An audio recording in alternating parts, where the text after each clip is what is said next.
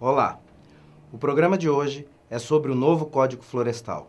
Muito se falou sobre ele nos últimos tempos, mas você sabe ao certo o que é e qual a causa de tanta polêmica?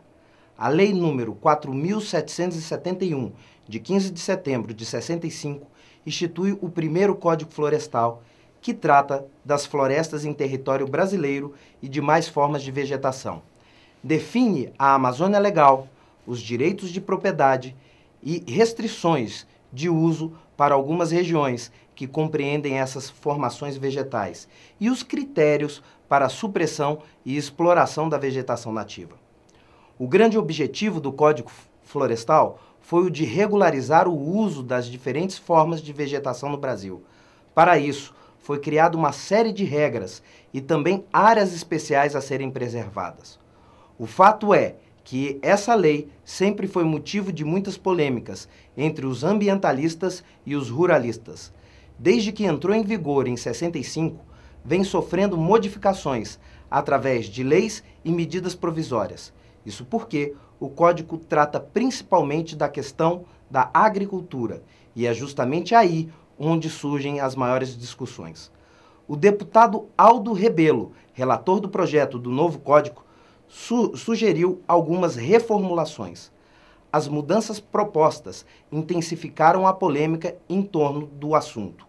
Algumas das mais comentadas foram as alterações do tamanho das APPs, que são áreas de preservação permanente, como as matas ciliares, que são a formação vegetal localizada nas margens dos córregos, lagos, represas e nascentes, e o fim da necessidade de reserva legal para os pequenos produtores rurais.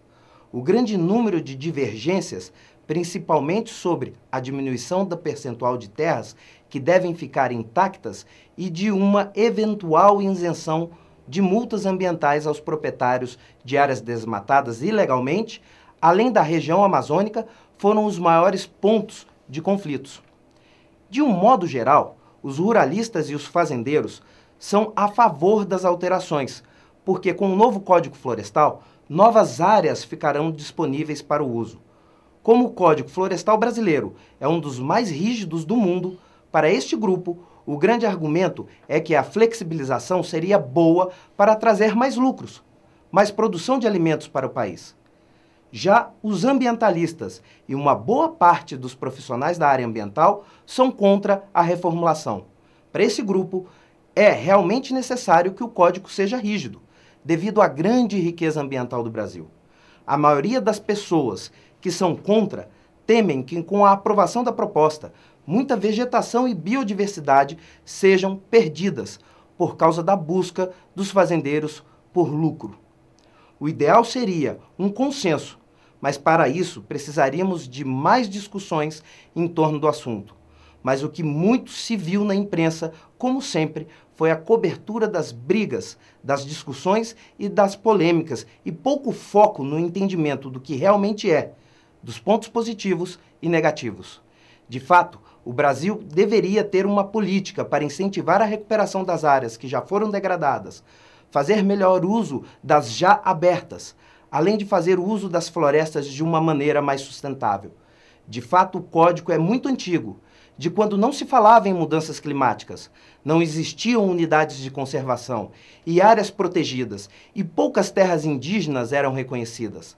A legislação foi criada e alterada mais de 10 vezes sem o estabelecimento de estratégias apropriadas. Faltou uma discussão mais clara para o aprimoramento da lei, para a introdução de aspectos ainda não contemplados, como florestas e clima, biodiversidade e recursos hídricos. A necessidade de atualizar a lei para reforçar o seu propósito é reduzir o desmatamento e manter áreas protegidas, inclusive em terras privadas. É o que deveria ter sido feito. Mas ainda há tempo, pois a lei só foi discutida na Câmara. Ainda vai para apreciação no Senado e depois segue para a sanção presidencial. Muita coisa ainda pode ser discutida sobre o tema. Temos que abrir esse debate com toda a sociedade e não só com os setores diretamente envolvidos. O que é mais importante para a nossa sociedade?